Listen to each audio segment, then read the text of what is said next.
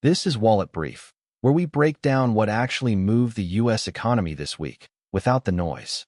If prices, interest rates, jobs, housing, or taxes are quietly changing your money, this is where you stay informed. Let's get into what really happened this week, and what it means for your wallet.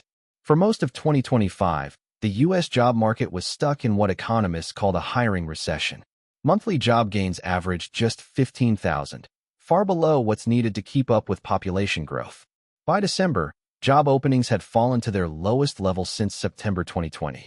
Companies weren't firing in large numbers, but they also weren't hiring. That put job seekers in limbo and left workers with little leverage to ask for raises. On February 11th, the Bureau of Labor Statistics released the January jobs report showing the economy added 130,000 jobs, beating expectations and marking the strongest month of gains since December 2024. The unemployment rate held steady at 4.3%.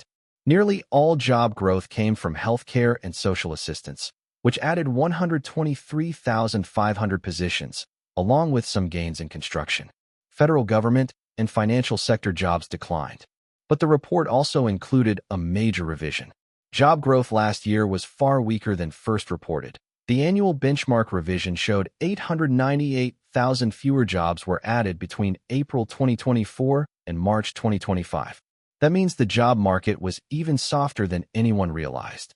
At the same time, layoff announcements hit their highest January total since 2009, with employers planning to cut 108,435 jobs. Major companies including Amazon, UPS, Dow, Meta, and the Washington Post announced significant workforce reductions.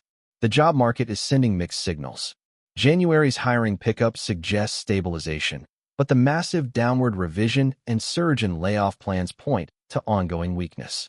Healthcare continues to drive job growth due to an aging population, while most other industries remain in a hiring recession. Companies cite AI implementation, cost-cutting, and economic uncertainty as reasons for job cuts. The trend is fragile, not collapsing, but not strong either. If you're employed, your paycheck is probably stable for now, but with labor supply exceeding demand, you have less leverage to negotiate wages and longer job searches if you're looking to switch roles. Wage growth is holding at 4.5% year over year, which is decent but not generous.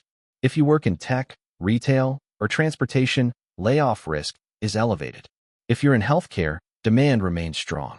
Overall, job security feels shakier than the headline numbers suggest, especially with nearly 900,000 fewer jobs created last year than originally reported. The next major employment report, for February, is scheduled for release on Friday, March 6th at 8:30 a.m. Eastern Time. Before that, watch for weekly jobless claims data and any additional layoff announcements from major companies. If layoff plans continue accelerating and February hiring disappoints, the job market's fragile stability could crack. Pay attention to whether healthcare continues carrying all the weight, or if other sectors finally start hiring again.